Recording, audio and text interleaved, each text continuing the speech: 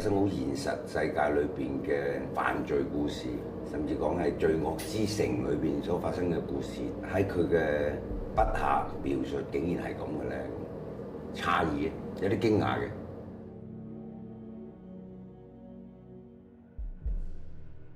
麥浚龍導演同你溝通嘅時候，你唔會覺得佢係一個咁年輕嘅人。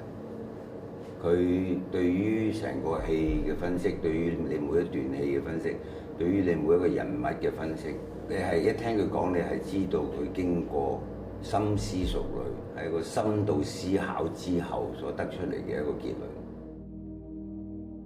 當我收到呢個劇本嘅時候，其實導演已經將某一啲資料，包括佢想象中我嘅造型嘅雛形啊，我嘅屋企嘅某啲輪廓啊，我大概嘅衣着打扮啊，咁佢都有啲 sketch 抌咗過嚟。咁我嗰日就係準備拍嗰場戲嘅時候，我知道喺嗰場戲裏邊，我係會攞出一本記事簿嚟記錄低一啲嘢，或者係去翻查翻一啲前面嘅資料。咁我就喺屋企揾，我就揾到我自己嗰本我買咗好多年都冇用過嘅記事簿。咁我話：咦，呢本無論喺色水上邊啊、造型上邊啊，都好似幾啱喎。咁我就即管帶埋去現場。但係真係估唔到，真係去到現場，我一拎出嚟啫，人哋已經有部做好晒、